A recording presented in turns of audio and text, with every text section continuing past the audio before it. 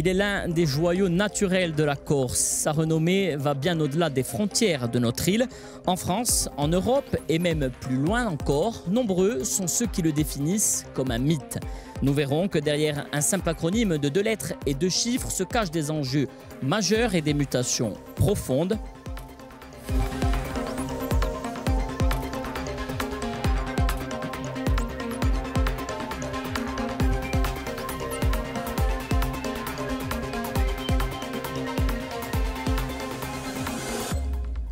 Salut a tutti e a tutti, benvenuti da questa emissione spéciale consacrata alla UR de Gabide au GR20. Pour évoquer ce mythe, de nombreux invités ici sur la commune de Ghisoni, non loin du refuge de Cabanel. Nous traiterons de la question de la fréquentation du GR20, ou plutôt pour certains de la surfréquentation. Faut-il la réguler? Comment concilier développement et préservation?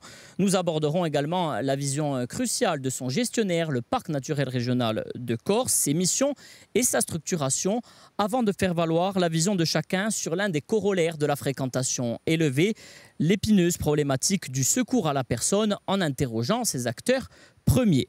Mais avant cela, pour introduire cette émission et notre première partie, je vous propose un retour historique sur la création de ce grand chemin de randonnée. C'était il y a 55 ans, plongé dans les archives avec Marc-Antoine Renucci. Septembre 1972, au pied du massif du Rotonde. Le GR20 n'en est encore qu'à ses balbutiements et le parc naturel régional a été créé quelques mois plus tôt. L'été, lui, semble s'être envolé depuis bien longtemps. Pas de quoi effrayer les personnes qui se sont déplacées pour l'occasion, le lancement d'une formation d'accompagnateur en montagne.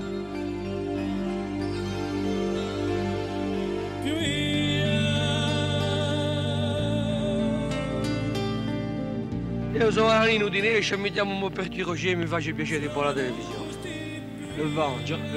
Desa, 22 anni.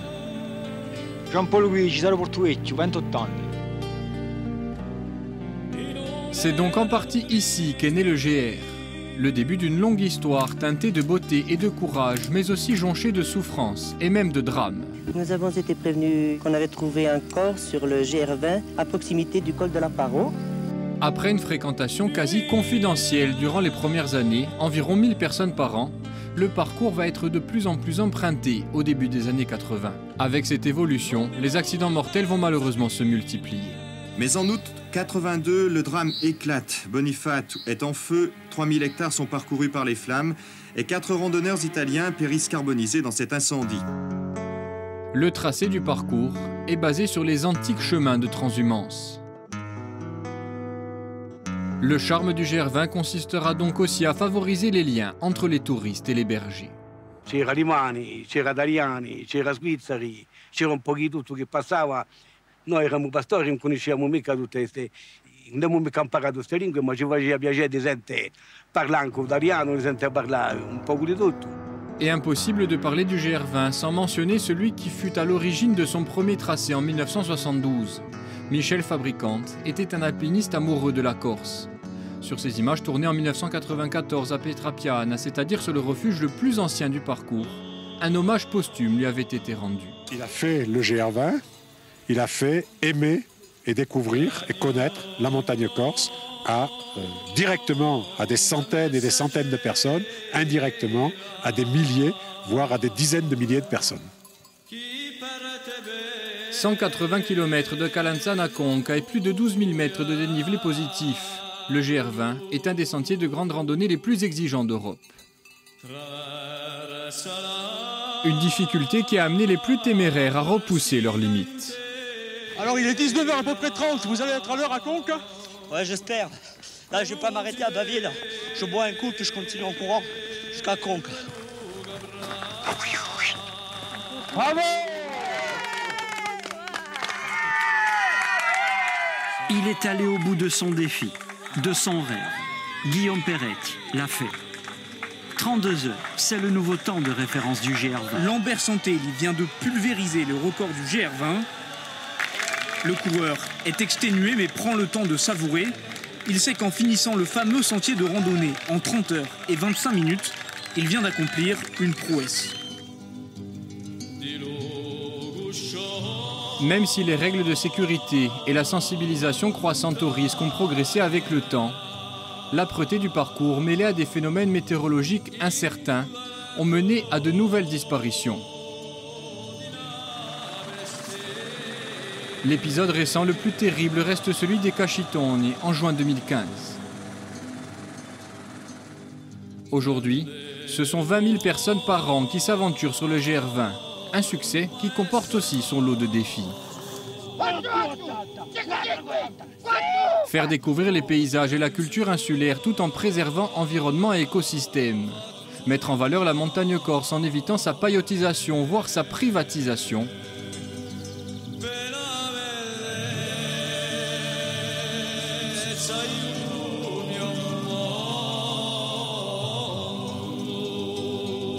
Le chemin de crête est étroit, mais la beauté de ce monde mérite bien de s'y employer. Et ce difficile équilibre entre valorisation et préservation, nous allons l'aborder tout de suite dans notre première partie avec nos invités qui nous ont rejoints. Le maire de Ghisogne, déjà, qui nous accueille sur sa commune, Don Marca Albertini, bonjour. Bonjour à toutes et à tous. À vos côtés, Jacques Costa, le président du Parc naturel régional de Corse. Bonjour à tous. Merci d'être là. Présent également un guide pour nous accompagner sur ces chemins sinueux. Paul-André Acquavi, bonjour. Salut à tous, bonjour. Merci à vous d'être là. Et enfin, à nos côtés, messieurs, une dame, Aurélie Morin, qui est membre de l'association de défense de l'environnement Oulewante. Bonjour et merci d'avoir accepté notre invitation. Bonjour et merci à vous.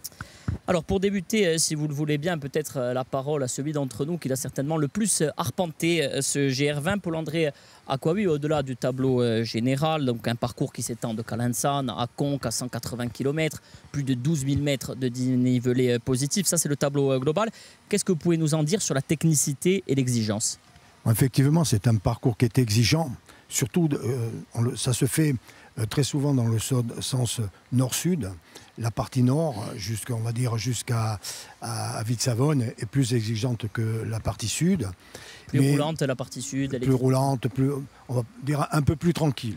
Mais l'exigence principale, c'est la durée. Ce que ça demande comme investissement physique et moral également. Il y a beaucoup de dénivelé. Passer des nuits en refuge successives, consécutives, ça fatigue.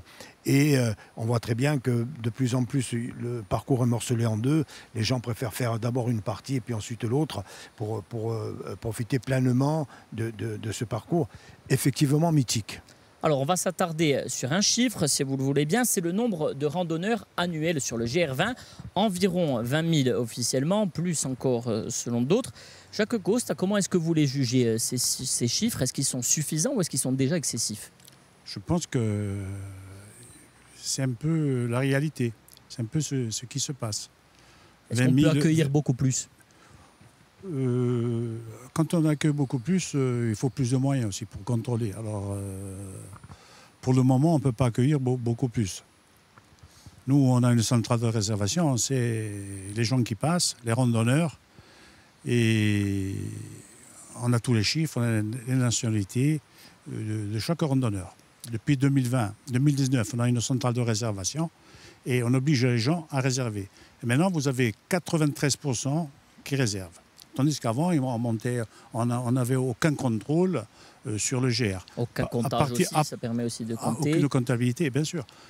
Là, maintenant, depuis 2019, ça s'améliore et on veut arriver à 100% de réservation pour savoir les gens en cas d'accident, des disparitions, comme il y en a de temps en temps, tous les ans, malheureusement. Voilà.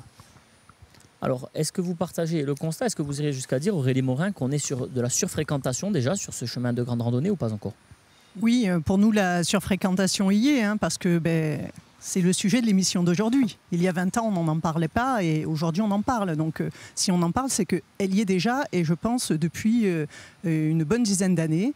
Et justement, j'en profite pour demander à monsieur Acquavive qui, lui, accompagne des personnes sur le GR. Est-ce que des fois, vous avez des groupes qui sont un petit peu déçus de voir justement autant de monde sur ce tracé? On allait l'aborder un petit peu plus tard, mais allez-y, vous pouvez répondre. Déçu, non, mais peut-être un peu étonné. Je vais revenir sur ce que vient de dire Jacques. Il faut savoir que sur les personnes qui font le GR20, sur les 20 000 personnes, il y a à peu près 7% qui sont accompagnés sous la responsabilité d'un accompagnateur ou d'un guide, ce qui est très peu et ce qui induit bien sûr parfois des gens qui s'égarent, des drames, comportements qui vont inadaptés. Donc Marc Albertini, vous regardez peut-être certainement plutôt l'angle économique, les retombées pour votre commune, les commerçants, mais est-ce qu'on n'est pas déjà au-delà de la limite en termes de fréquentation ?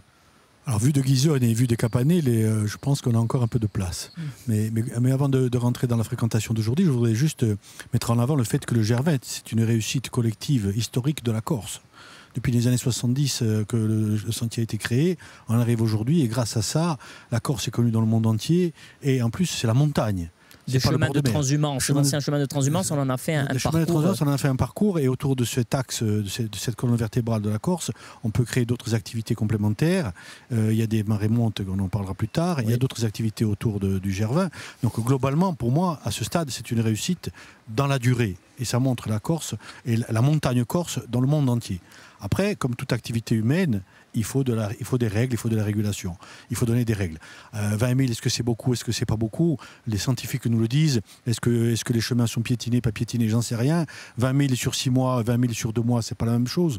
Donc je pense qu'on a encore un peu de marge, de progrès, travailler sur l'encadrement, travailler sur l'accompagnement, travailler sur l'étalement, de manière à ce qu'on puisse utiliser le GR20 du mieux qu'on peut, tout en respectant les équilibres entre le développement et la protection, c'est évident. L'étalement, la saison, elle est contrainte du fait notamment de l'enneigement, etc., du manteau. Paul-André Accoyer, économiquement, c'est ce qu'on disait un petit peu avant, est-ce que vous, cette croissance de fréquentation, elle est accompagnée aussi d'une croissance économique pour tout ce qui fait l'écosystème du GR20 ou pas nécessairement? Bien évidemment, parce que ça a engendré la formation de nombreux guides et accompagnateurs. Il y a au moins actuellement une dizaine d'agences qui vendent le GR20 et qui vivent de ça. Hein. Donc c'est important. Ça a des répercussions sur toute l'île. Il y a une activité économique qui s'est créée, générée autour du parcours. Et aujourd'hui, il serait invraisemblable de dire il faut plus faire le GR20. Hein. C'est un produit d'appel énorme. Ce qu'on peut regretter, c'est que la plupart des gens ne viennent que pour faire le GR20 alors qu'il y a tant d'autres circuits, Maramar, les Maramar Nord, Centre, le Marais Nord. Après, il y a peut-être une méconnaissance aussi, mais il y a une volonté de promotion en tout cas. Donc vous voyez bien que la Corse, elle a une richesse infinie dans ce domaine-là. La montagne est de plus en plus courue, appréciée, et les gens, à mon avis, qui pratiquent la montagne aujourd'hui, ont un respect de cette dernière. Quand on dit la surfréquentation, si vous allez dans certains refuges du continent, dans une nuit au refuge, ça représente 15 nuits en refuge ici. Donc bon, on est loin des masses très importantes, énormes. Et les agents se vendent le GR, surtout avant et après saison. En période estivale, on dit qu'il y a 20 000 personnes, mais est-ce qu'elles sont toutes sur le GR? Non, elles font que des petits morceaux, des étapes.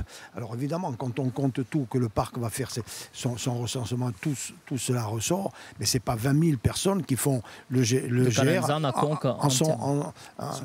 entièrement. Voilà, ça, ce sera des chiffres aussi, des éléments qu'il faudra certainement affiner dans les années à venir en termes de comptage. Jacques Coste, est-ce qu'il n'y a pas le risque d'avoir, un petit peu comme le tourisme de masse balnéaire, d'avoir une fréquentation de plus en plus élevé aussi, parce qu'économiquement, passer 15 jours sur le GR20 en Corse, c'est à cette période-là de juillet-août, c'est très peu cher. On ne trouve pas d'autres équivalents sur l'île. Est-ce que vous n'avez pas ce risque-là aussi que la montagne, quand on voit le prix d'une nuitée dans des refuges, on peut dire que sur le littoral, on en est très loin?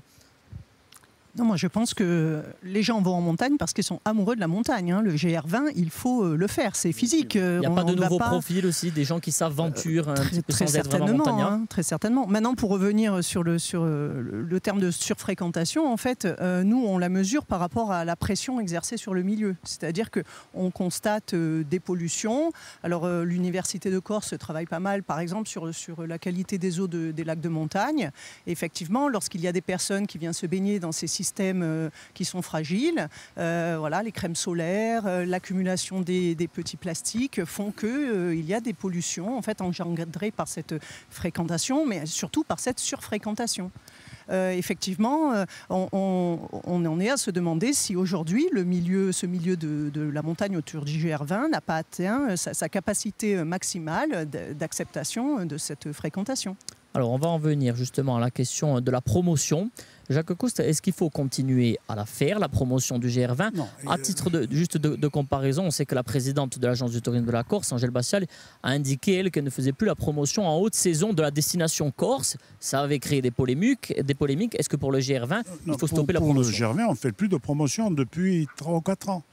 Sur votre site internet, des salons pour les Maramar et Marémonte, on fait des salons en Belgique, à Paris, à Lyon, en Allemagne, mais on ne fait plus de promotion, on ne parle plus du GR20. C'est vrai que sur le site internet du parc naturel, on voit que les autres sentiers sont mis en avant et que le GR20 n'arrive qu'en dernier. Justement, cette année, sur les Maramar et Marémonte, on a fait comme pour le GR20, on vient d'ouvrir une centrale de réservation. Et ça commence à fonctionner. Les gens réservent et nous avons 5 agents pendant la saison qui sont là pour donner les informations. 5 personnes présentes.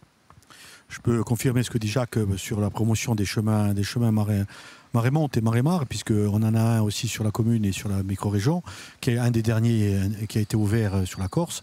Et depuis quelques années, donc à la fois, il a été réouvert et rebalisé, et la promotion, elle est accentuée, et on commence à voir les effets positifs. Et c'est vrai que ça apporte aussi des éléments complémentaires autour du GR20. Le GR20 est un produit d'appel, et autour de là, il faut développer d'autres activités complémentaires pour étaler la saison, pour étaler les activités. On essaie bien sûr qu'on ne va pas mettre les gens, quand il y a de la neige, sur le GR20, mais on peut aller sur les Marémar et sur les Marémontes. C'est l'image de marque Montagne Corse GR20 qui attire autour de ça, tout en cherchant l'équilibre entre la promotion et le développement économique et la protection. C'est évident qu'on est suffisamment en avant et mature et éclairé du sujet pour éviter de faire les mêmes erreurs qu'on a pu faire dans le tourisme de masse ailleurs, notamment au bord de mer, pour reproduire les mêmes erreurs en montagne. Ce qui attire, c'est notre image de marque. C'est la valeur montagne et l'image de marque et la nature. Parce que si demain on en fait une autoroute, c'est plus du tout l'intérêt. Créer un écosystème autour du GR20 à partir de ce produit d'appel. Un produit d'appel qui a désormais une marque internationale. Tout à fait. C'est notre atout. Vous partagez le constat, Paul Andrankovic ? Totalement. Personnellement, je vis à l'année, comme Jacques et Marc, à l'année dans l'intérieur de l'île, dans mon village. Dans le Niol, on précise. Dans le Niol, au passage. On a créé avec mon fils et un autre de nos associés une petite boîte dans la vallée. C'est un combat de tous les jours pour essayer de faire venir des gens dans l'intérieur. C'est pas simple.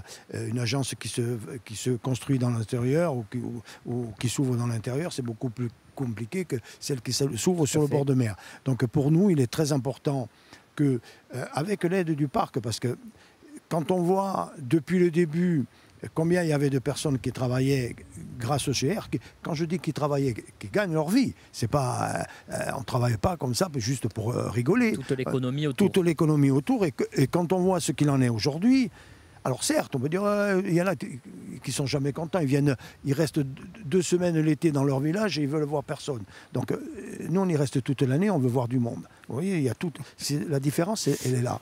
Et il y a toute cette économie qui se construit. Moi, j'ai un centre de formation, enfin, la Ligue Corse de Montagne, dédié au métier de la montagne. Il y a des jeunes qui se forment. Ils vont travailler sur le GR, forcément, sur le GR et sur les autres parcours. Je salue l'initiative du parc d'essayer de... Mais c'est compliqué.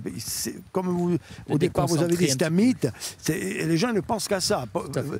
C'est un deal pour eux de faire le GR. Voilà. Oui. Je vois par rapport aux impacts économiques, on n'est pas loin de Capanel. Capanel vit du GR avant tout. Heureusement que le GR fonctionne à partir d'avril, mai jusqu'à octobre pour que l'activité économique autour de Capanel survive. C'est pas avec la station de ski qui est un peu un plus d'hiver. Ça fait deux hivers qu'on n'ouvre pas. C'est évident que s'ils n'avaient pas l'activité du GR20, l'activité à Capanel ne serait pas la même. De la même manière, il y a d'autres impacts économiques sur le village. On a la chance d'avoir une épicerie et une boulangerie.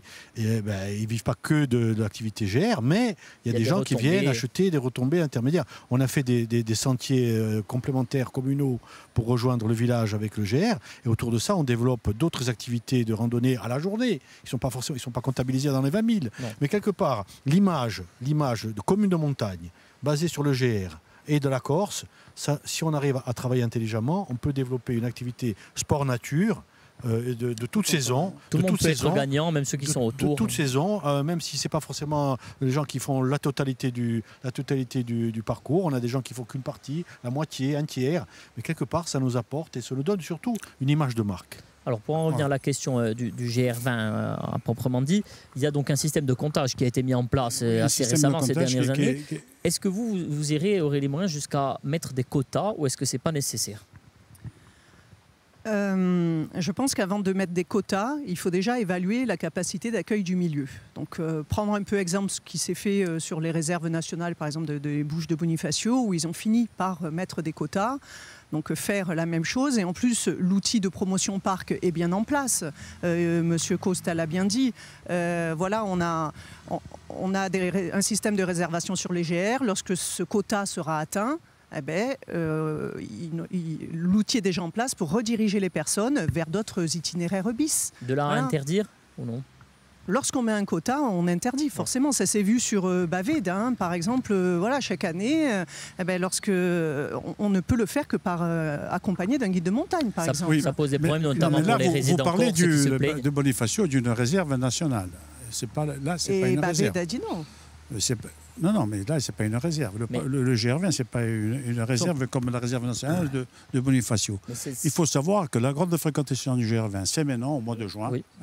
Elle n'a pas encore commencé. Elle va commencer maintenant. On ouvre de plus en plus tôt et effectivement, pourtant, il n'y a pas grand monde. On va le voir un peu plus tard. Et ensuite, vous avez juillet-août. À partir du début juillet, la fréquentation est baisse. Et le mois d'août aussi.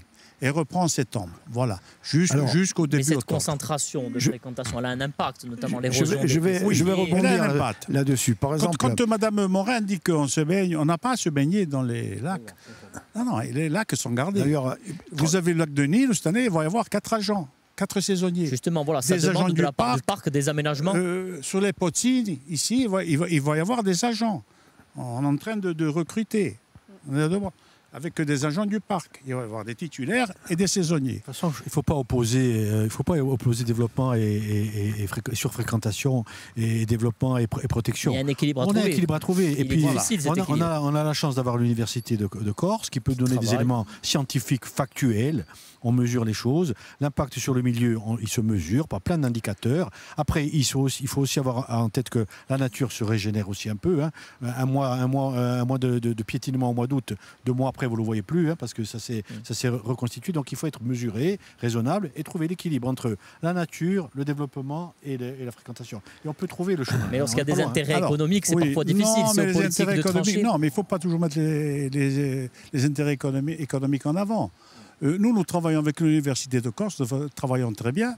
Nous avons un conseil scientifique au parc.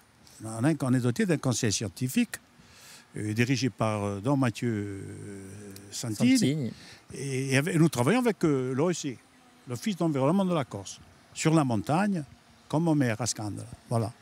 N'oubliez pas qu'un emploi en montagne, il vaut 1000 au bord de mer. Hein. Chez nous, comme le disait Paul André, nous on vit toute l'année ici. Développement économique, une famille au village. Une famille au village, même qu'elle dépend à 20 ou 30% du GR20. C'est la survie.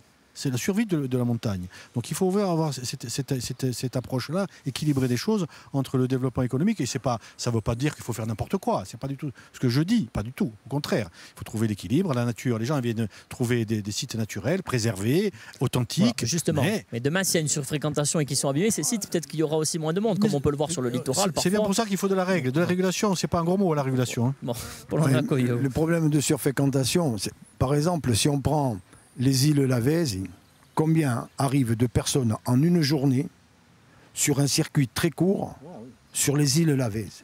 Ça n'arrive jamais sur le ZR20, ce genre de choses. Jamais. On est dans l'ordre de 1%. Pour autant, il y a un impact quand même sur la biodiversité. Les déchets qui sont générés aussi. Alors, les déchets, le parc déjà traite les siens. Le parc traite les siens. Les 13 refuges, ils sont ramassés. Il y a un marché avec des muletiers.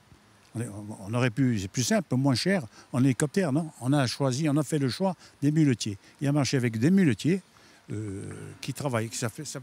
De manière à avoir un impact. Des emplois dans le rural aussi, puisqu'on parle d'emploi. Pour avoir un impact aussi moindre, éviter les il y a le tri qui est fait. Mais j'ai pas la prétention de connaître le Avant, GR20 on par cœur. déchets, c'est fini tout ça. Je connais pas Vous le avez GR20. les toilettes sèches maintenant. Vous avez les toilettes sèches. Là, on construit les toilettes sèches, sont terminées à Ciotoli. 400 000 €. Avec l'aide du comité de massif, de l'OEC et de la collectivité de Corse. 400 000 €. Nos refuges sont pratiquement... Il nous reste 2 refuges à doter de toilettes sèches. Parce que vous savez, en montagne, l'eau est rare. Hein. Souvent, comme l'année dernière aussi, c'est une période... Cette année, ça ira, mais l'année dernière, c'était la sécheresse. Et on a eu des problèmes. On a dû nettoyer en hélicoptère des palettes de Saint-Georges et de Zilia. Allez-y, Jean-Marc Naves. Non, juste, je ne connais pas tout le GR20 par cœur, mais de Vitsavone à Prati, je le fréquente pas une fois, je le fréquente 20 fois dans l'été.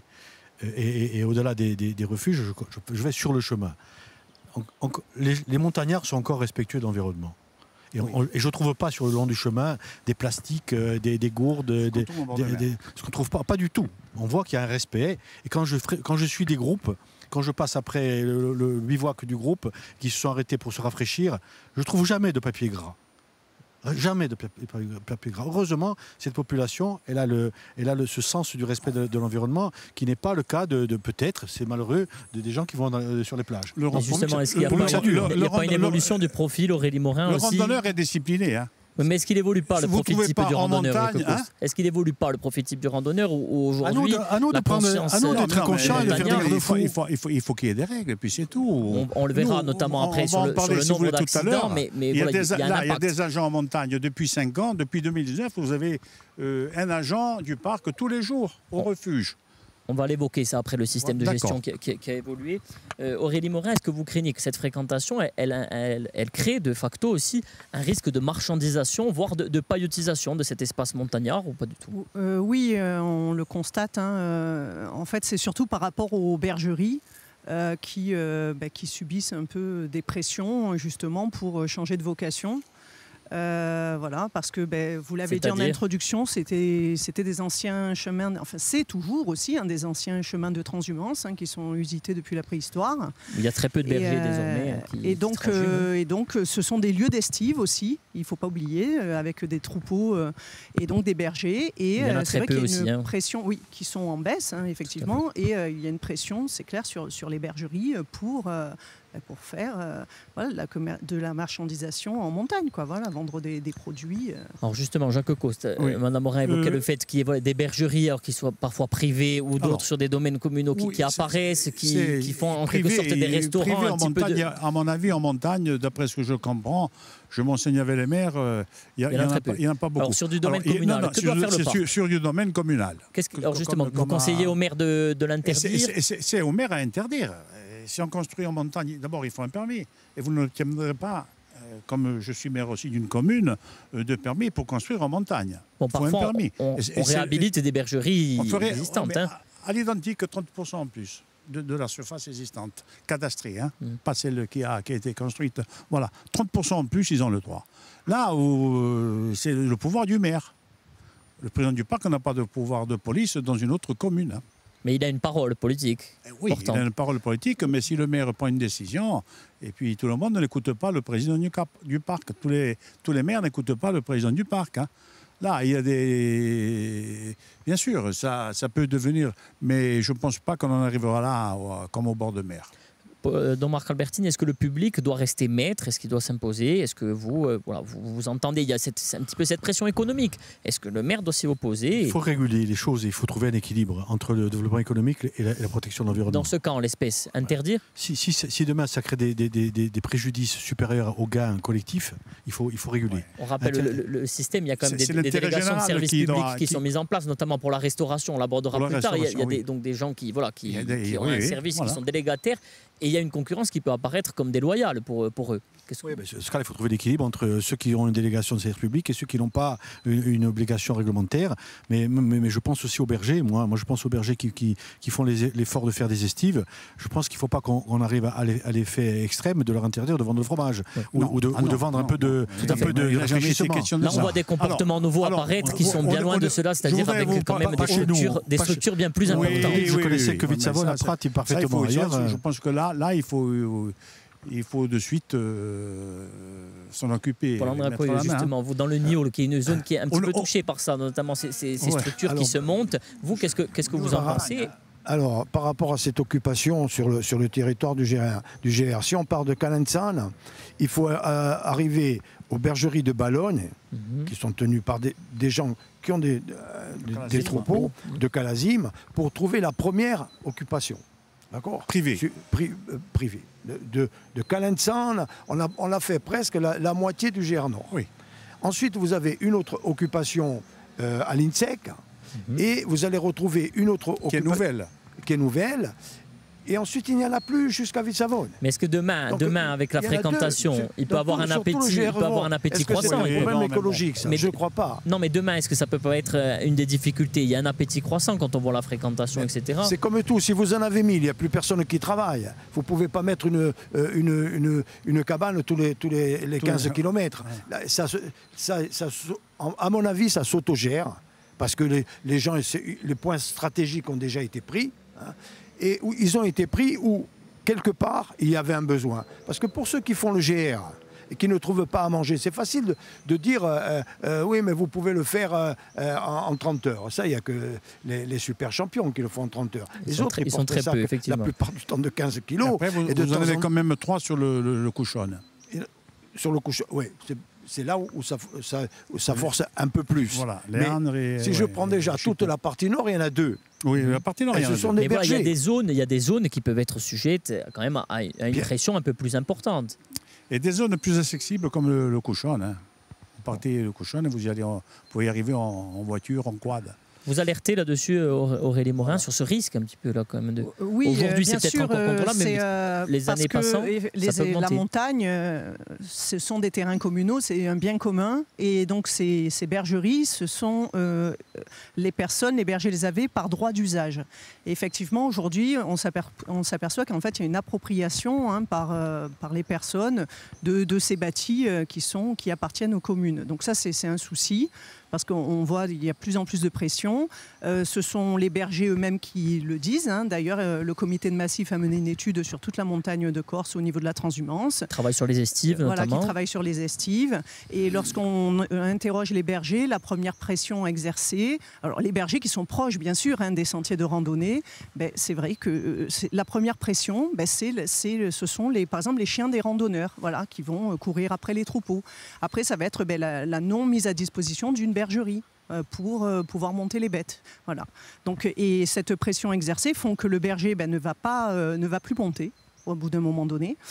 Bien sûr, cumulé à d'autres pressions, on ne va pas dire que c'est l'unique pression. Il n'y a pas beaucoup de randonneurs avec des chiens. Le randonneur aguerri... Paul André peut vous le dire, il ne se promène pas avec un chien, c'est rare. C'est pas celui à la journée. C'est plutôt celui qui monte à la journée. Celui qui monte à la journée, comme à Carros, il y en a beaucoup qui montent à la journée. À Pietrapiane aussi, il y en a quelques-uns qui montent à la journée, quoi qu'il faut marcher. Mais c'est tout. Après, vous parlez des estives. Le parc, dans les estives aussi, joue un rôle. C'est vrai que le parc, il y porte les bergers en montagne. C'est le parc qui fait les portages. Tout à fait. Monter la nourriture pour les bêtes, les besoins du berger. Au mois de juin, à partir du 10 juin, nous allons commencer les portages pour les bergers. Voilà. Alors, sur la question toujours de la surfréquentation, est-ce que vous craignez aussi que cette manne financière importante, elle échappe un petit peu à la Corse? Est-ce qu'il y a des guides, notamment, qui viennent du continent aussi, pour l'André-Aquahuille, et qui pratiquent le parcours avec des groupes? Est-ce qu'on pourrait voir voilà. Ça n'a rien à voir avec la surfréquentation. D'ailleurs, personnellement, c'est un mot que je n'emploie pas parce que je suis allé, j'ai voyagé, certains le savent, dans le monde entier. Il y a des endroits qui sont surfréquentés, ça ne ressemble pas à ça. Des zones de montagne aussi, bien plus. Des zones de montagne aussi, ça ne ressemble pas du tout à ça, on est bien d'accord. Alors, l'apport extérieur d'accompagnateurs et de guides. C'est la libre circulation des personnes et des biens. On est en Europe et les gens, nous, on essaie d'aller travailler des fois dans les massifs étrangers. C'est un peu normal que des gens viennent essayer de travailler chez nous. Le problème, c'est que maintenant, à mon avis, il commence à y en avoir trop. Ou trop pousse trop, bien. Ça veut dire qu'à un moment donné, quand il y avait un guide qui venait, parce qu'un autre copain guide ici faisait 1 ou 2 trucs l'été, ça passait. Mais là, on voit que l'été, il y a beaucoup de gens qui arrivent.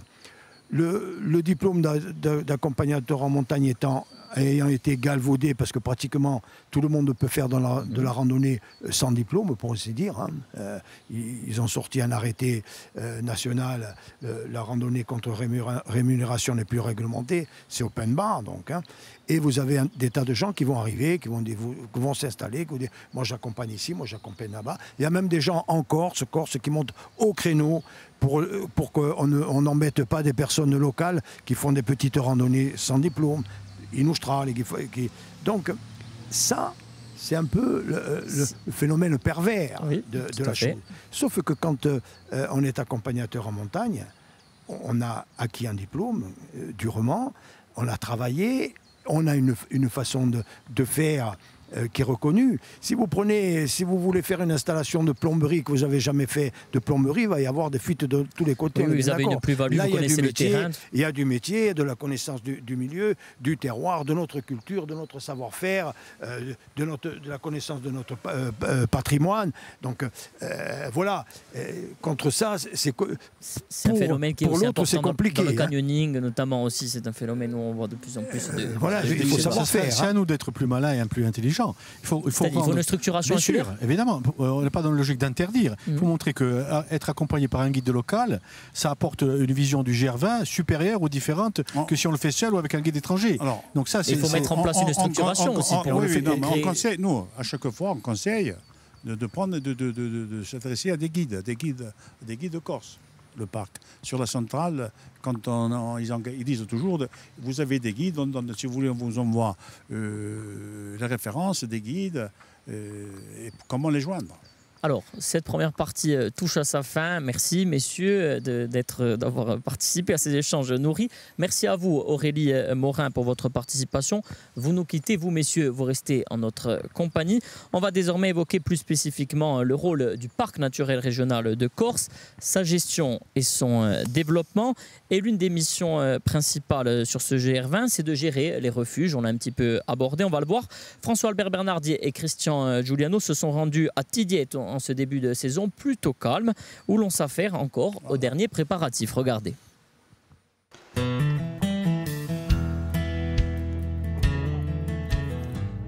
Entre Payaorbe et Monteginto, Marius et Roger, les gardiens du refuge de Tidietto, en sont aux derniers préparatifs pour démarrer la saison sur le GR20.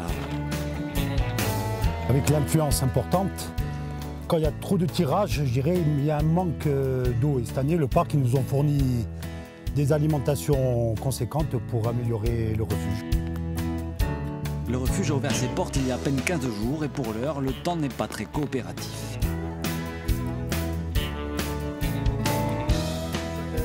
Dormite dentro o no? Siete in bivouac? Dobbiamo decidere ancora. D'accordo. Perché se piove così forse stiamo dentro. Sì. E se invece magari smette di piovere riusciamo a mettere la nostra tenda. Ok. Ok. Possiamo decidere tra un pochino? Allez, aspettiamo.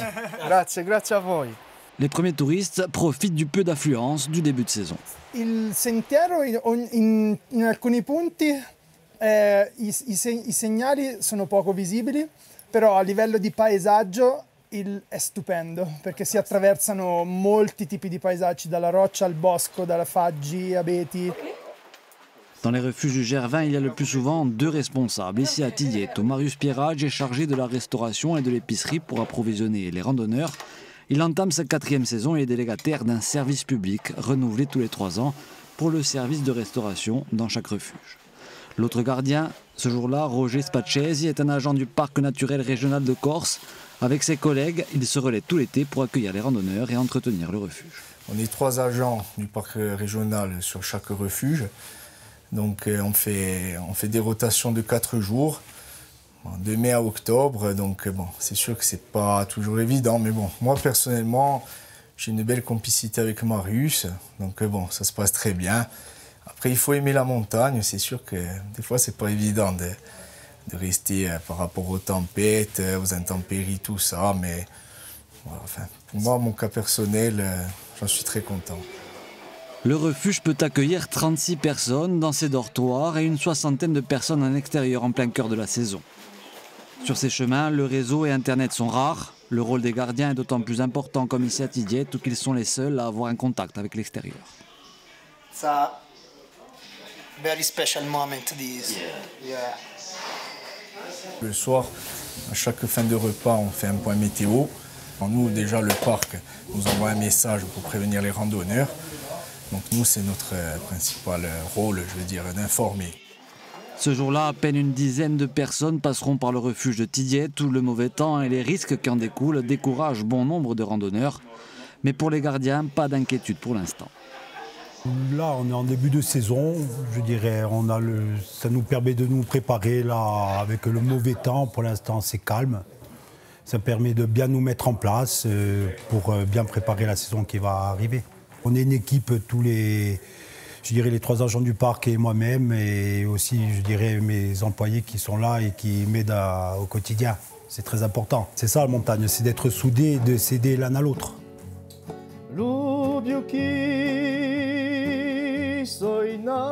Sur le GR20, les 12 refuges du parc naturel régional de Corse resteront ouverts jusqu'en octobre prochain, tous prêts à accueillir les randonneurs venus de tous horizons pour admirer sans aucun doute les plus beaux paysages du monde. La gestion des refuges, un élément central de l'action du parc naturel, on va le voir en chiffres. Du premier, Orto di Biobo, dernier Palir, il y en a 13 qui sont gérés par le parc naturel régional de Corse. Vous avez réformé la gouvernance il y a quelques années, Jacques Costa, pourquoi ? Le système de gestion. Le système notamment. de gestion, oui.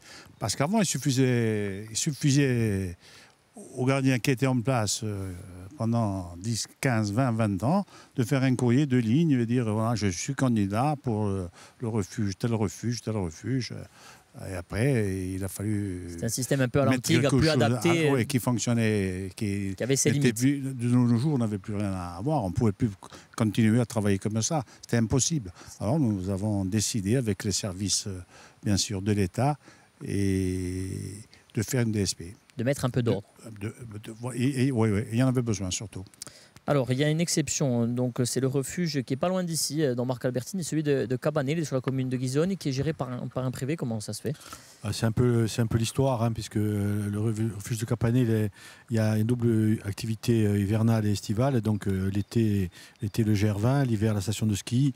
Et le fait est, c'est qu'il s'est imposé petit à petit par rapport au refuge historique. Et dorénavant, c'est un refuge officiel du parc qui est sur le parcours et qui fonctionne avec les 2 saisons. Alors, on va expliquer un petit peu à nos téléspectateurs le fonctionnement. Désormais, la partie hébergement est gérée directement, on l'a vu dans le reportage de François Albert-Bernard, par les agents du parc. Et concernant la partie restauration, c'est un privé qui hérite, donc Jacques Coste, d'une délégation de service public d'une durée de 3 ans. En quoi est-ce que c'est plus adapté déjà et plus avantageux pour le parc ? Pour le parc, on y voit plus clair déjà. Et pour le délégataire de service public, il a une durée de 3 ans. Il peut investir un peu sur les 3 ans. Ça permet de voir un peu à moyen terme. Voilà.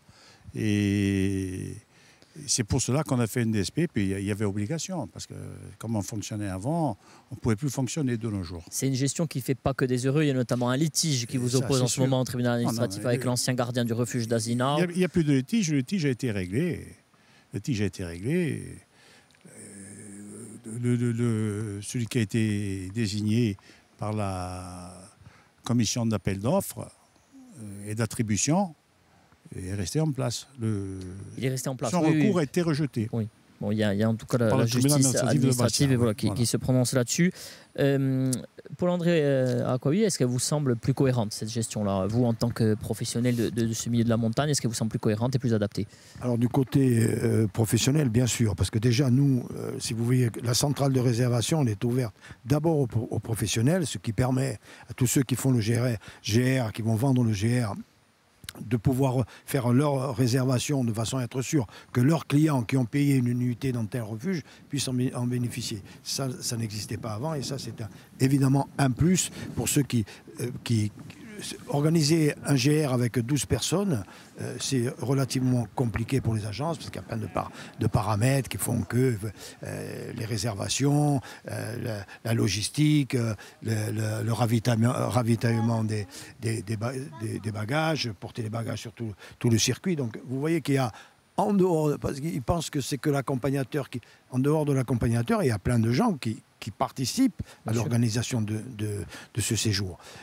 Je veux dire, heureusement qu'il y a le parc pour gérer tout ça, parce que sinon, mais c'est un peu partout pareil, hein, dans les Pyrénées, les Alpes, il y a quand même des gens qui gèrent tout ça, parce que sinon, ce serait l'anarchie. Hein. Le premier qui arrive qui a raison. Sur le continent, vous avez, sur le massif de Mont-Blanc, les refuges, ils ont été pratiquement privatisés par les grandes boîtes de réservation, ce qui fait que pendant les 20 ans qui viennent, les prochaines vingtaines d'années, on n'a plus le droit d'aller dans ces refuges, tout est réservé. Ici, on n'a pas encore ça. C'est un modèle qu'on ne suit pas certain que Jacques Costa va s'orienter vers ce modèle.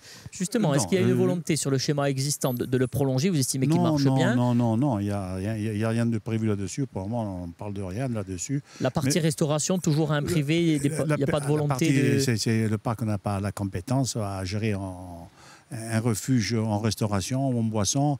Il y a des professionnels pour ça, du tourisme, hein, je dirais des restaurateurs. C'est des gens qui ont déjà qui ont eu des restaurants, qui ont travaillé dans des refuges, et il est tout à fait normal. Tant qu'il y a moi, il y aura toujours une DSP, elle durera bien sûr 3 ans. On ne peut pas aller au-delà, sans ça on aurait même pu faire 5 ans. Mais ils ne seront pas privatisés. Ça, je tiens à rassurer. Ça, on a bien compris.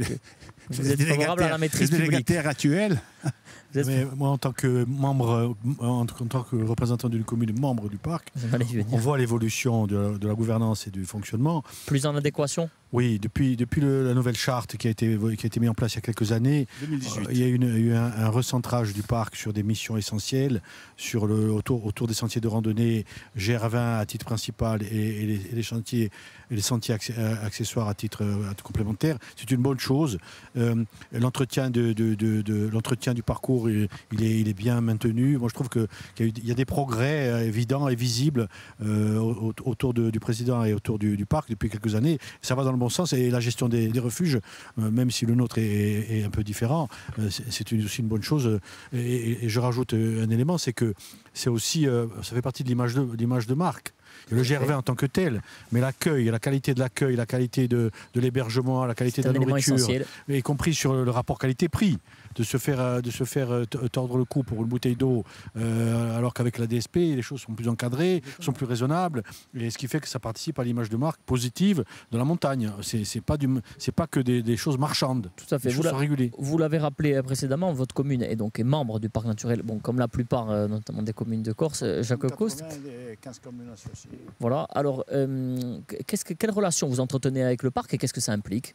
Nous, la relation avec le parc, c'est essentiellement autour du fonctionnement des sentiers de randonnée. Et on travaille. Le fonctionnement du GR20, on en parle suffisamment. Et le Marémonte à développer. Donc, depuis quelques années, on s'est focalisé sur le Marémonte Solenzar qu'on a prolongé jusqu'à Vivario. Et donc, c'est le produit complémentaire qu'on peut faire fonctionner tout au long de l'année, qui doit être développé et qui mérite d'être développé encore plus, même si ça ne dépend pas que de nous, puisqu'il manque un peu d'hébergement sur le parcours, ce qui fait que ça retient un peu le développement. Mais voilà notre enjeu des années à venir, c'est ça. Les communes s'organisent. Les communes du Faubourg s'organisent. La commune de Serres, je tiens à le signaler, a fait un gîte magnifique. Alors, il faut préciser que sur les autres sentiers, il n'y a pas de refuge, donc c'est souvent aux communes à s'organiser. Vetzani, pareil, et Vivario de l'hébergement. Et de l'hébergement, voilà. Ça ne dépend pas du parc, ça dépend des communes, en effet. C'est des privés. On a un peu un trou entre l'eau Fiumourbe et chez nous, voilà. Puisque entre Lourdes et Pogge, surtout à Pogge, il faut améliorer un peu les choses pour que ça permette de faire fonctionner le sentier plus facilement. Plus fluide. Jacques Coste, dans la MUC, a opéré un petit peu le parc ces dernières années. Il y a notamment, vous l'avez évoqué précédemment dans la première partie, ces agents qui sont sur le chemin du GR20 pendant la période estivale. Ils seront 4, si je ne me trompe pas, cet été. En quoi c'est une nécessité? Quelle est leur mission? Ils montent, ils ont le matin, ils partent très tôt, en même temps que les randonneurs.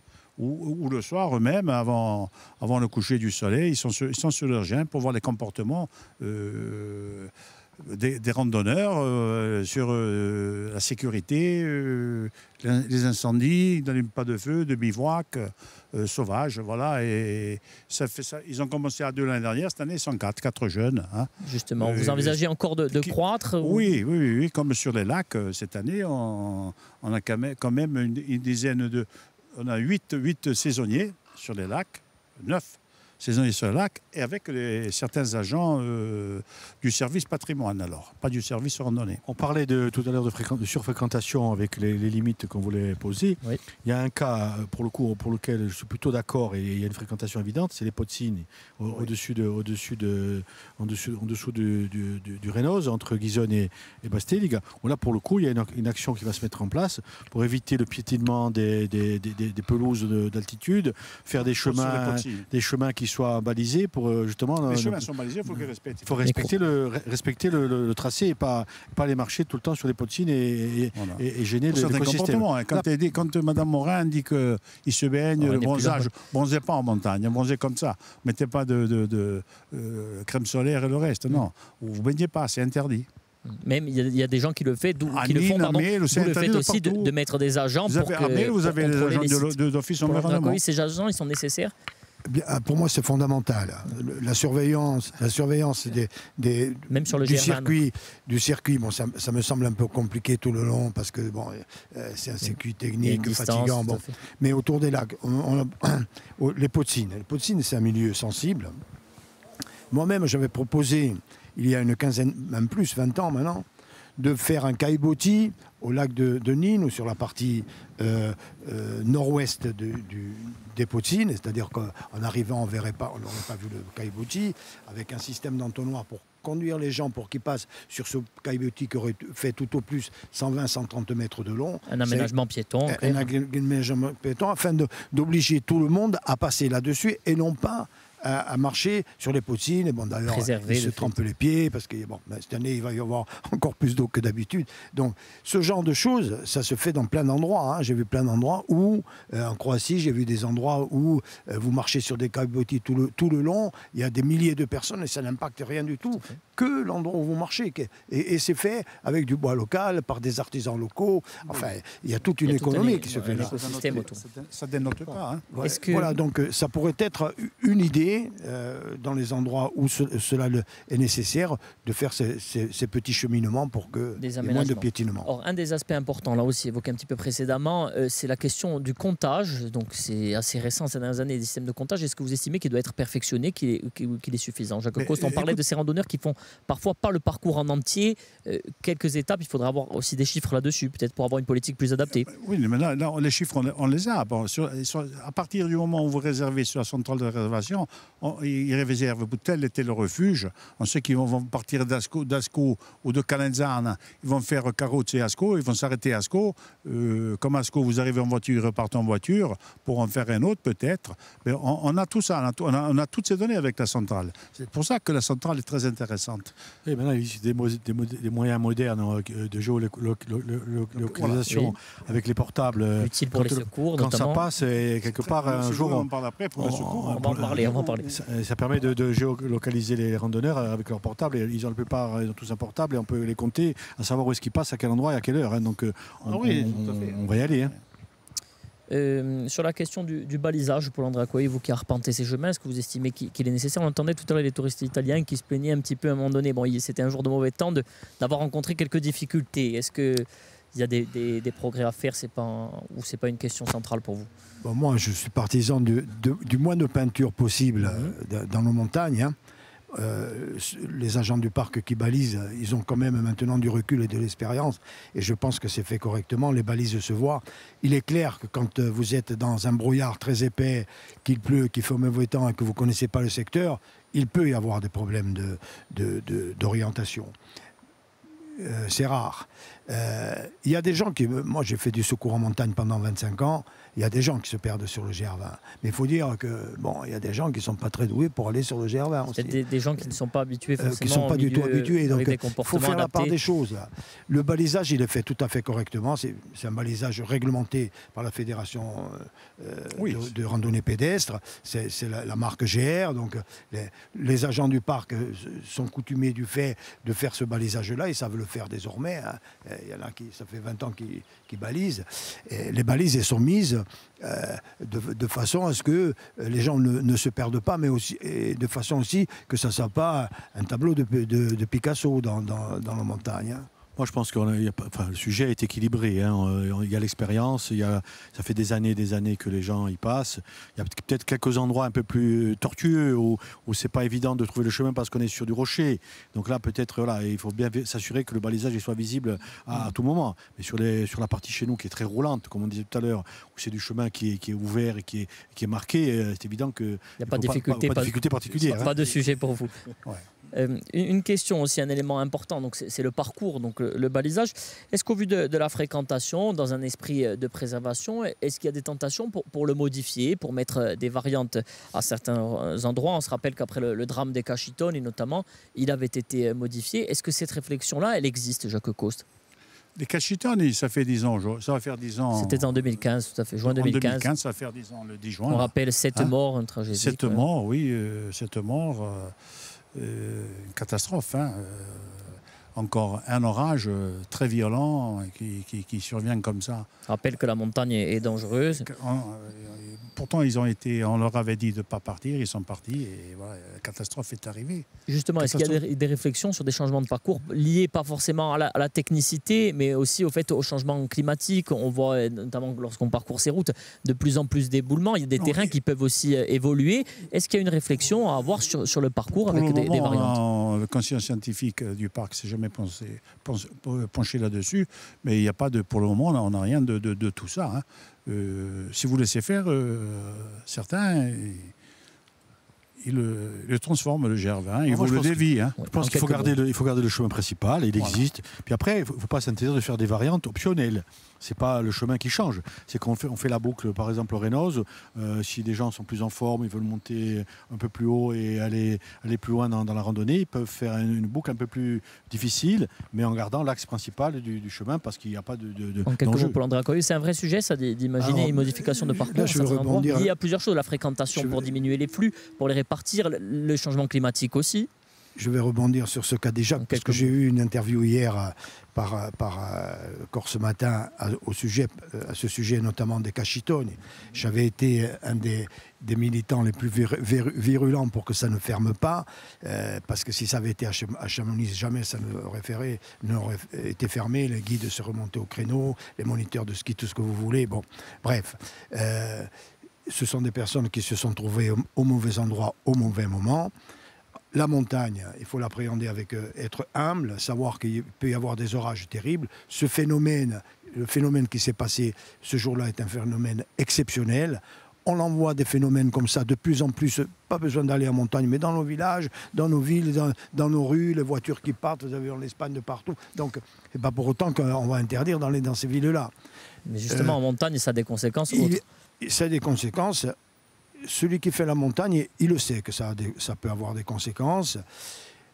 Pour la plupart des secours qui sont faits, le diront tout à l'heure les secouristes, ce sont des secours qui méritent d'être faits, ça arrive. On fait le GR20, on se tord la cheville à 5 h du soir, il vaut mieux aller le chercher à 5 h du soir qu'à 2 h du matin, ça coûte 10 fois plus cher. Donc voilà, ça fait partie du jeu aussi. S'il n'y a pas ça, il n'y a plus personne qui vient le faire. Il y a des risques, hein, on le sait, il y a des risques. Hein. Ces risques doivent être assumés, pris en compte, et voilà. S'ils sont accompagnés, tous ceux qui étaient accompagnés ce jour-là, ils ne sont pas morts. Hein. Oui, vous rappelez le fait d'être accompagné par des professionnels. On les conseille d'avoir un accompagnateur s'ils ne connaissent pas la montagne. Mais la plupart, voilà. Alors, et les Cachitoni, avec un accompagnateur, ils peuvent y aller, ils peuvent passer. C'est pas interdit d'arrêter en ce moment. Il y a une moment. variante qui a été mise en place. Alors merci messieurs, on va vous remercier donc Marc Albertini et Paul-André Acquavive d'avoir participé à cette émission. Jacques Coste, vous restez avec nous tout au long de cette émission, un petit peu privilégié. Merci messieurs pour votre participation et votre témoignage. On va aborder tout de suite notre troisième et dernière partie en traitant de l'épineuse question du secours à la personne. Et pour cela, nous accueillons sur ce plateau tout doucement un autre Acquavive. Nous allons accueillir Laurent Acquavive qui est pompier au sein du GMSP, donc le groupement de montagne des sapeurs-pompiers. Vous êtes plus précisément, allez-y, prenez un micro, plus précisément conseiller technique départemental pour le secours en montagne. Bonjour, merci d'avoir accepté notre invitation.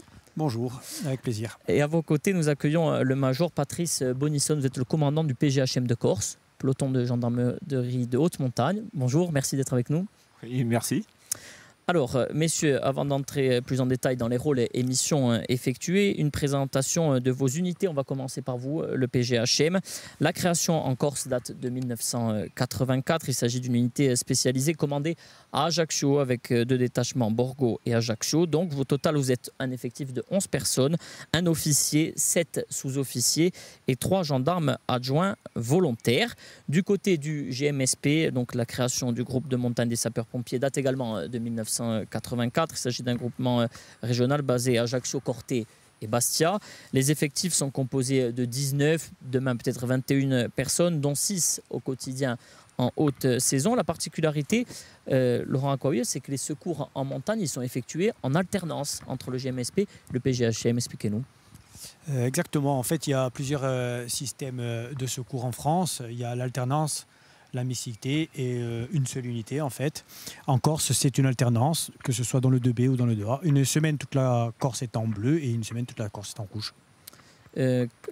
Comment est-ce que ça fonctionne justement cette alternance? Est-ce que vous estimez que c'est un mécanisme qui est désormais rodé et pour lequel il y a une entente aussi entre les 2 unités et qui fonctionne plutôt bien?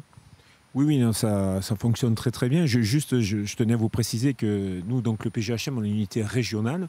On intervient sur les 2 départements et en fait les effectifs, c'est pas bien cela. Il y a effectivement un officier qui commande le PGHM de Corse, donc depuis Ajaccio, avec 7 secouristes positionnés à Ajaccio et 3 gendarmes adjoints volontaires qui sont là pour nous aider dans les tâches administratives. C'est ce qu'on a évoqué, oui. Et après, on a un détachement à Borgo, donc qui a déménagé depuis l'année dernière de Corté à Borgo, de 7 personnels. Et qui donc assure le secours en montagne en alternance avec nos camarades sapeurs-pompiers sur le département de la Haute-Corse. Et concernant l'alternance, c'est un système qui fonctionne très très bien, je pense. Laurent ira dans mon sens. Et juste à préciser que donc on se renforce les uns les autres quand le besoin s'en fait sentir, quand il y a une opération d'envergure et qu'il y a besoin d'un grand nombre de personnel sur le terrain. Justement, ça doit se travailler. Est-ce qu'il y a cette complémentarité qui est nécessaire à avoir sur le terrain en cas de besoin? Est-ce qu'il y a des exercices qui sont organisés de manière annuelle ou pas pour justement que les liens aussi et la coopération soient meilleurs? Alors, il y a des exercices planifiés. Normalement, il y en a un l'hiver et un l'été. En fonction des disponibilités de tout le monde, on essaie de les organiser. L'hiver, en général, ce sont plutôt des exercices typés avalanche. On se réunit avant la saison de manière à caler un petit peu tout. Et ensuite, l'été, on peut faire, par exemple, des exercices canyon. Et ça permet de travailler vraiment ensemble et d'harmoniser certaines choses, notamment pour les radios, par exemple, la montée en puissance, qui va diriger l'intervention et si c'est un du PGHM qui la dirige, comment les autres se mettent à sa disposition et inversement. Donc c'est en travaillant, en faisant ces exercices-là qu'on est meilleur sur le terrain par la suite, quoi. Alors du côté des gendarmes, il y a notamment un mouvement perpétuel, enfin, en tout cas continu, du fait notamment du statut. Est-ce que c'est difficile de créer parfois des relations privilégiées, un climat de confiance? On sait que c'est important dans le cas de secours à la personne. Lorsqu'il y a un changement aussi souvent, fréquent, notamment du côté du PGHM. Est-ce que pour vous c'est une difficulté? Avec Patrice, ça fait un moment qu'il est là, donc on se connaît. Alors effectivement, au fur et à mesure des années, on a appris à travailler ensemble. Donc c'est plus facile, mais par exemple, c'est vrai que là, il y a, pour le coup, chez eux, il y a un vrai turnover avec des départs à la retraite de personnes qui étaient là depuis un peu de moment. Et donc, du coup, il faut apprendre à connaître les autres, à retravailler avec eux. Et la confiance, ça se fait au fur et à mesure que ça passe et que les années passent, quoi. Après, il faut se dire que les process sont les mêmes. D'une personne à une autre, On a fait la même formation, dans le même centre d'instruction. On travaille avec les mêmes matériels, notamment les matériels d'évacuation, les mêmes hélicoptères. Donc en fait, on a l'habitude de travailler ensemble, même si les personnes ne se connaissent pas vraiment physiquement. Mais en fait, les process sont les mêmes.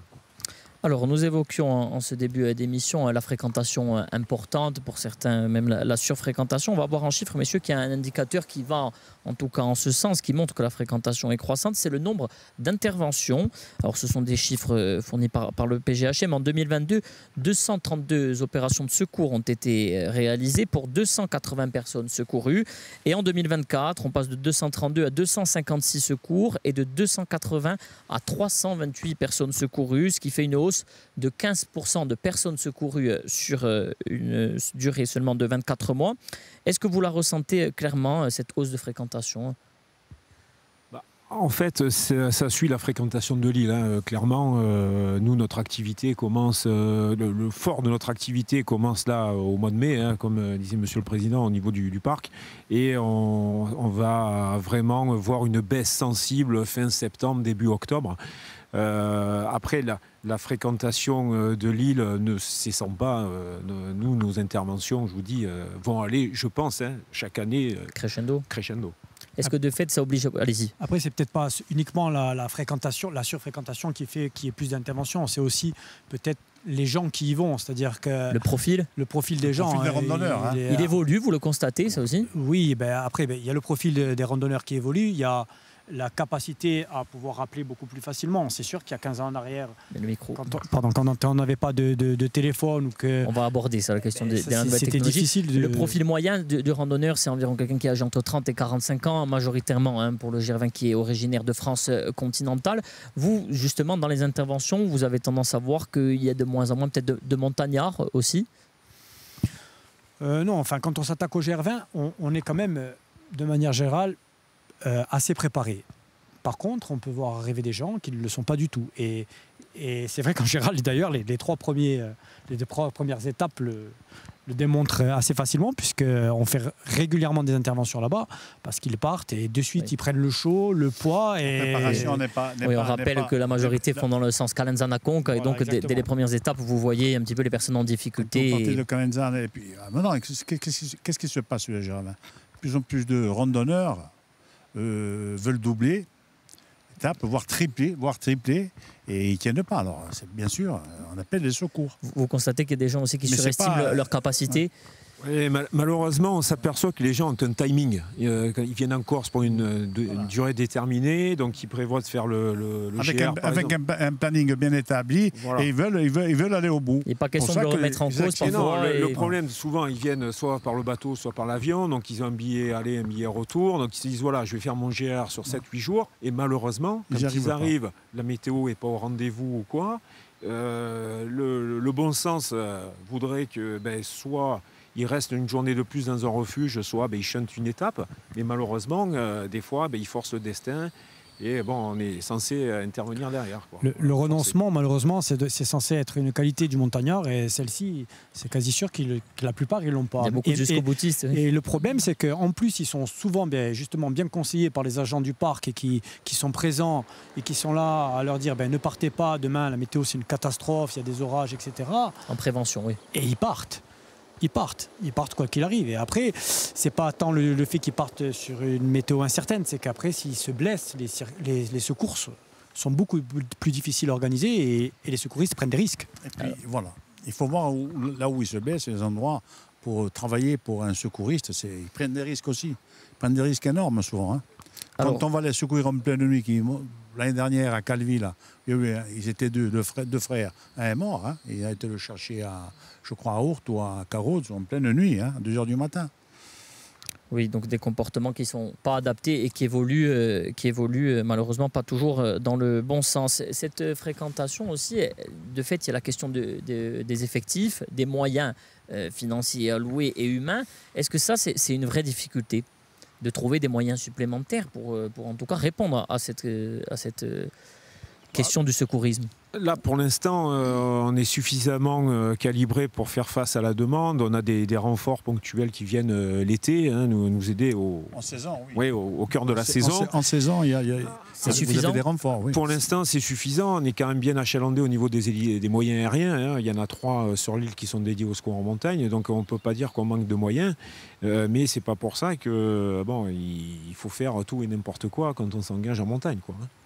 Alors Laurent Coy, vous me confiez en préparant cette émission que notamment en l'espace de 15 ans, vous avez vu le secours à la personne doubler en termes de fréquentation. Donc c'est dire, quelle est la blessure que l'on rencontre le plus? Est-ce que c'est de la bobologie en clair pour laquelle vous êtes appelé? Ou est-ce qu'il y a aussi une proportion de plus en plus importante à des accidents majeurs? Oui, bien évidemment, il y a un peu de bobologie, mais en général, quand même, les gens qui appellent, ils se font mal. Hein. Quand on se trouve en montagne et même si c'est une entorse... dès qu'elle est un peu importante, on ne peut pas redescendre seul de là-haut. Donc on est obligé de faire appel au secours. Ensuite, il y a quand même d'autres traumatologies. On ne fait pas que des entorses de cheville. On va avoir des gens qui tombent.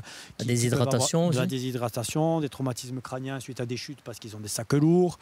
On va avoir des problèmes de gens qui se font mal au dos. On va avoir des accidents en canyon sur des chutes, des sauts qui peuvent être assez graves. Quand il y a du mauvais temps, on peut avoir des foudroyés. Enfin, c'est très varié quand même. C'est pas seulement de l'entorse de cheville. C'est des interventions qui, pour la plupart, sont très techniques aussi, avec l'hélicoptère notamment aussi. Parfois, pas toujours la possibilité de faire des interventions à terre. Comme le disait Laurent, en fait, dès que les conditions météorologiques sont dégradées, ça complique tout déjà, parce que évidemment, avec un moyen aérien disponible, on fait du secours très rapidement. Par contre, dès que les moyens aériens ne peuvent pas voler, donc on doit s'organiser en caravane terrestre. Ça prend du temps, il faut des hommes, il faut du matériel. Donc de suite, ça prend des propensions plus importantes. Et surtout, la victime va attendre plus longtemps sur place et l'évacuation va durer beaucoup plus longtemps. Donc du coup, si le traumatisme n'est pas très grave, une cheville ou quoi, ça va bien se passer. Par contre, on a déjà fait face à des traumatismes graves, des jambes bloquées et qu'on doit les secourir par voie pédestre. Et là, ça prend des propensions autres. Il faut savoir quand même que souvent les gens secourus estiment que les délais peuvent être importants, mais ça peut varier d'une personne à une autre très rapidement. Il suffit qu'en Corse, on a 3 hélicos et on a de la chance, mais il suffit que, je prends pour exemple l'hélico de la base de Bastia, il fait toutes les autres missions, c'est-à-dire qu'il va faire les accidents de la route, il va aller faire des malaises cardiaques dans les villages, et donc s'il n'est pas disponible, ça veut dire que à une période de l'année où il y a énormément de fréquentation, mais pas qu'en montagne, sur l'ensemble de la Corse aussi, donc ce qui ajoute potentiellement au risque d'accident. L'été encore plus, oui. En bord de mer notamment aussi. Alors, donc le profil, tout à l'heure du randonneur, on en parlait, âgé de 30 à 45 ans, qui effectue souvent les 180 km entre 12 et 15 jours. Certains doublent un petit peu les étapes. Est-ce que vous êtes attentif à ces données, Jacques Coste, et est-ce que vous incitez aussi à faire de la prévention pour dire que le GR20, c'est aussi un chemin d'une grande difficulté et technicité? On les avertit là-dessus et on les informe comme il faut. Le randonneur, d'abord, sur la centrale de réservation, quand il réserve, parce qu'on les a au téléphone, et ensuite... C'est marqué dans la centrale. Et en refuge, il y a le gardien du parc. Il leur explique tout ça. Ils sont pour ça, pour les renseigner sur la météo et tout. Parce qu'on a tous les jours, comme on a Internet maintenant en montagne, c'est nouveau. On a tout sur la météo. Et le mauvais temps, s'il arrive... Mais malgré ça, les gardiens du parc insistent. S'ils sont décidés à partir, comme vous dites, ils vont prendre le bateau, ils vont prendre l'avion, ils partent quand même. Alors la montagne, donc on le disait, est dangereuse sans remonter au Cachitone qu'on évoquait tout à l'heure avec cette mort, c'était en 2015. Il y a beaucoup également de personnes disparues encore ces dernières semaines aussi. Est-ce que vous pensez qu'il y a de plus en plus de personnes qui sous-estiment leur force et le parcours? Je pense pas. Maintenant, le GR20, comme vous le disiez en début d'émission, il est renommé et tout le monde sait qu'il est difficile. Donc je pense que les gens ils s'y préparent quand même. On voit quand même encore des tenues non adaptées au milieu de la montagne. Oui, bon après on entend souvent dire qu'on va chercher des gens en tongs. Moi je ne suis pas allé en chercher beaucoup quand même des gens en tongs, en tout cas sur le GR20. Ça c'était 20 ans en arrière peut-être. Mais bon, il y a une méconnaissance quand même des dangers globaux. Je pense que c'est surtout que ils connaissent pas la montagne corse. Et c'est vrai qu'on a, pour une altitude plus basse, on a un étage alpin qui est bien plus important. C'est-à-dire qu'à ces altitudes-là sur le continent, vous allez avoir peut-être des alpages et tout. Nous, on a un terrain qui est très scabreux, très dur physiquement, avec des éboulis, avec des massifs importants, des aiguilles, de la neige, des grands névés. Et ça, c'est des techniques alpines qui, sur les autres GR, vous les avez quasi pas, parce que les GR, les altitudes sont plus basses et les montagnes sont moins dures, quoi. Alors, il y a tout de même un élément qui va dans le bon sens, on l'évoquait un petit peu, c'est l'apport des nouvelles technologies. La zone couverte par le réseau téléphonique, elle est un petit peu plus importante, ça aide, mais est-ce que c'est suffisant ? Nous, on vous dira que c'est jamais suffisant parce qu'il y a encore des zones blanches, mais c'est vrai que depuis quelques années, il y a un effort considérable qui a été fait. Moi, je pense notamment au secteur de Bavela, où avant, il y avait aucune communication possible. Sur le Cochon aussi. Dans la zone blanche. Oui, c'est un endroit qui brassait énormément de monde l'été. Et les gens étaient obligés de faire des fois des longues minutes de marche pour pouvoir donner une alerte. Donc maintenant, ça c'est vraiment un point qui est très positif. Et j'espère que ça va se développer encore plus. Il reste vraiment, je pense, la zone du massif du Cinto, là, qui est comme point noir. Asque, où vraiment en plus c'est un endroit qui est quand même assez délicat, parce qu'il y a la pointe des éboulis, le cirque, et bon, il y a quand même le massif du Cinto qui est assez... Et là, en partie nord, c'est vrai que c'est délicat parce qu'il n'y a pas de réseau et souvent c'est problématique. Et des endroits difficiles aussi et périlleux. Chacun, c'est votre avis sur la question. Ça a parfois fait polémique, notamment du point de vue esthétique, de mettre, on parlait tout à l'heure du cochon, etc., de mettre des antennes notamment sur ces... Est-ce que c'est quelque chose qu'il faut encore développer, ou est-ce que la montagne elle doit rester vierge et isolée, comme le disent certains ? Non, attendez, vous pouvez pas, quand vous sauvez des vies, ces gens-là sauvent des vies, vous ne pouvez pas laisser les gens parce que... La priorité, c'est le sauvetage. Bien sûr, la priorité, c'est à l'humain. On peut pas, si on a fait ces efforts, c'est qu'on a vu qu'il y avait le besoin. Parce que combien on n'a pas retrouvé, combien sont morts, combien n'ont pas pu être secourus, parce que les secours ont été avertis beaucoup plus tard. Il y a une politique pour aller encore plus loin, c'est votre volonté en tout cas, de couvrir certaines zones qui ne le sont pas. Bien sûr, mais il faut attendez, vous sauvez des vies. Il faut sauver des vies. On ne peut pas laisser les gens dans la nature comme ça, parce qu'on ne veut pas une antenne, on ne veut pas... Non. Est-ce que ça participe... D'autant plus que ça dénote pas tant que ça. Hein. C'est des antennes, et l'hiver, on les retire. Hein. Il y avait eu notamment une polémique autour de ça.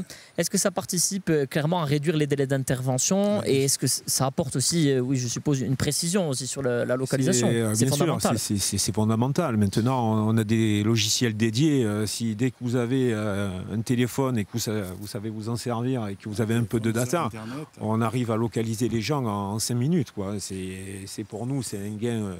vraiment considérable. Hein. Même économique, hein, parce que quand on a une position exacte, ça nous évite de tourner avec l'hélico pendant des heures pour les localiser. Il y a 10 ans en arrière, maintenant on a les systèmes de géolocalisation où quand on a justement un smartphone, il suffit d'envoyer un texto, on a la position exacte. On localise le randonneur. Ça nous a changé la vie, hein, c'est sûr. Après, bon... Maintenant, on a l'appel facile un petit peu aussi. Hein, donc, Voilà, justement, oui. J'allais vous demander, est-ce qu'il n'y a pas aussi un petit peu le revers de la médaille Le revers de la médaille, moi je le vois aussi sur le comportement des familles, des randonneurs qui ont l'habitude d'être en constante liaison avec eux via les réseaux sociaux ou quoi. Et maintenant, quand ils viennent en Corse, on sait très bien qu'il y a des endroits où vous n'avez pas de communication possible. Et donc les familles nous appellent souvent en nous disant j'ai pas des nouvelles de mon fils, de mon père, mais 3 heures avant. Mais non, attendez, ici en Corse, toutes les zones ne sont pas couvertes par le téléphone, c'est normal. Et nous, ce qu'on demande aux randonneurs qui viennent en Corse, c'est dès qu'ils passent un col, ils vont avoir du réseau. Donc c'est à ce moment-là qu'il faut prévenir la famille, tout va bien. On leur demander de se signaler auprès de Voilà, parce que le soir, quand ils vont arriver au refuge, pour certains, il n'y aura pas de réseau téléphonique au fond de vallée. Et donc, ils ne pourront pas dire à leur famille que tout va bien. Et ça, c'est quelque chose qu'il faut prendre en compte avant de venir faire le GR20. Est-ce que ça participe à réduire de manière très claire les délais d'intervention ? Le téléphone ? Oui. Oui, clairement. Ça, on peut mettre... Allez, en fait, si vous voulez, à partir du moment où l'appelant prend contact, donc il va faire son 112, il va arriver au CODIS. Le CODIS, il va le géolocaliser, lui basculer avec un secouriste PGHM ou GMSP.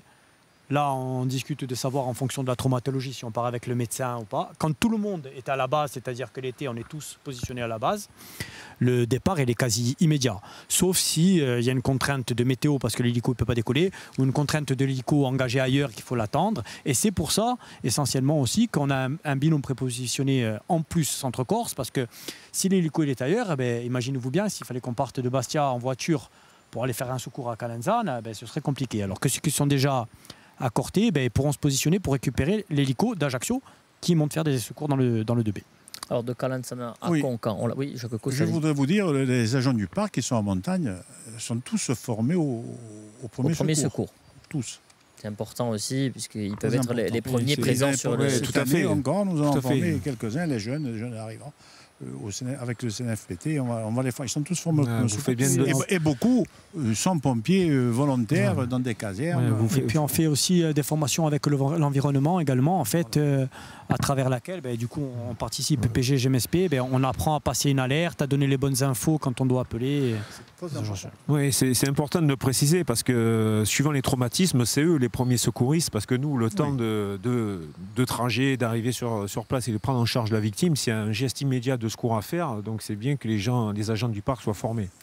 Donc de Calenzane à Conca, on le rappelle, 180 km, plus de 12 000 mètres de dénivelé positif. Est-ce qu'il y a des endroits qui sont plus accidentogènes que d'autres et lesquels, Laurent Coé?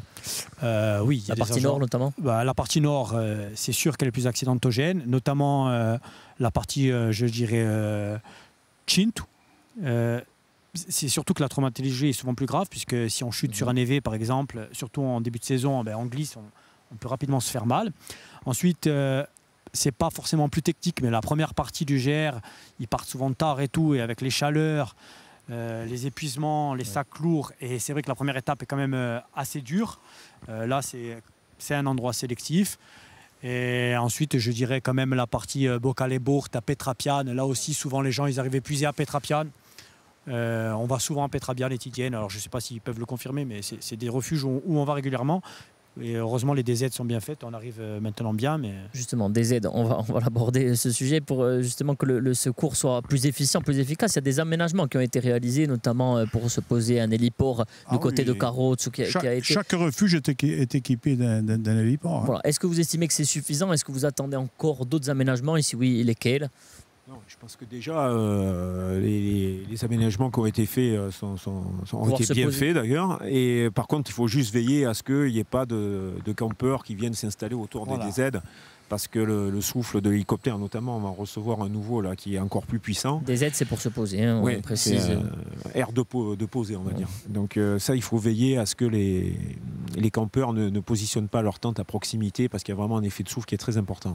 Est-ce qu'il y a une stratégie globale? Après, il y a vraiment quelque chose qui est important et peut-être quelque chose qui a amélioré, c'est la capacité à joindre les refuges. C'est vrai que des fois, ça, malgré les téléphones satellitaires et tout, des fois, on a un peu de difficulté. Et pour nous, pourtant, c'est vachement important d'avoir un lien direct avec le refuge parce que quand on cherche quelqu'un ou quand on doit évacuer quelqu'un, si on peut avoir direct le contact avec le gardien, les informations... Si on les a, ça se passera mieux l'intervention. Il y a une stratégie globale d'amélioration qui est menée. Oui, on essaie d'améliorer tous les ans dans les refuges, mais pas que ça. On améliore de mieux en mieux. On essaie d'être plus performant. Il faut qu'on monte en gamme un peu tous les ans dans les refuges. Je crois que vous êtes tous ont été équipés d'une box internet maintenant. C'est ça. C'est ça. Tout à fait. Alors, on essaie tous les ans de créer un climat qui est quand même plus serein pour tout le monde et plus efficace. Une question aussi qui se pose, c'est la gratuité des secours. On rappelle qu'aujourd'hui, ils sont gratuits, donc toutes les interventions, que ce soit pour de la bobologie ou des interventions beaucoup plus sérieuses. Est-ce qu'il doit y avoir une réflexion là-dessus? Est-ce que ça doit évoluer selon vous, messieurs? Pour moi, oui. Attendez, des fois, ils appellent parce qu'ils n'arrivent plus à marcher, parce qu'ils n'ont pas d'eau, ils montent sans eau. Et ça peut avoir des conséquences sur une personne qui en attend. Le randonneur aguerri, il va au bout où il redescend. Et peut-être pas qu'il va pas au bout, mais il redescend. Il y a des chemins qui peuvent emprunter pour ne pas aller au bout. On précise que dans d'autres pays, parfois les secours sont payants. C'est le modèle qui est français. Bien évidemment, le modèle français, c'est la gratuité des secours. Moi, à mon sens, ça reste important que ça reste gratuit parce que c'est encore une des seules choses qui est gratuite en France. Mais par contre, ben justement, c'est pour ça que c'est bien. Oui, c'est sûr que ça a un certain coût. Et maintenant, il y a des choses dans d'autres pays qui se développent. Notamment, on entend dans certains pays qu'ils font payer les missions où, par exemple, la personne n'a pas de problème particulier, c'est-à-dire qu'elle s'est juste égarée. Mineure, oui. Mais le revers de la médaille, c'est que cette personne-là, qui est peut-être dans un endroit délicat ou embarré, il va peut-être hésiter à appeler. Et si demain il hésite à appeler, il poursuit, il peut in fine se faire mal. Et du coup, on ira le chercher et il sera fait mal, peut-être mieux le sortir avant. Vous partagez le constat juste en quelques mots. Oui, il peut avoir. Ouais, on a la même analyse avec Laurent, c'est que malheureusement, alors déjà avec donc les nouvelles technologies, comme on disait, le développement du téléphone, on a une meilleure connexion avec les randonneurs notamment, et on essaie de les rediriger du coup vers un sentier balisé, voilà, pour éviter. Avant l'intervention. Avant l'intervention, voilà, il y a une analyse de la situation. Si on voit que la personne est quand même en capacité physique et qu'elle a une certaine connaissance pour s'orienter, on va essayer de la diriger vers le sentier balisé pour qu'elle puisse reprendre son... Ça c'est important, parce que là, dans les 240, vous ne les avez pas, celle-là. Mais il y en a, hein, il y en a au moins une vingtaine. C'est vrai. Messieurs, merci. Cette émission spéciale et touche à sa fin. Merci à tous d'y avoir participé. Les remerciements aussi aux équipes techniques de France 3 Corse Via Style qui ont permis la tenue de cette émission. Buonasera a tutti, Nanta Via Style et après tout.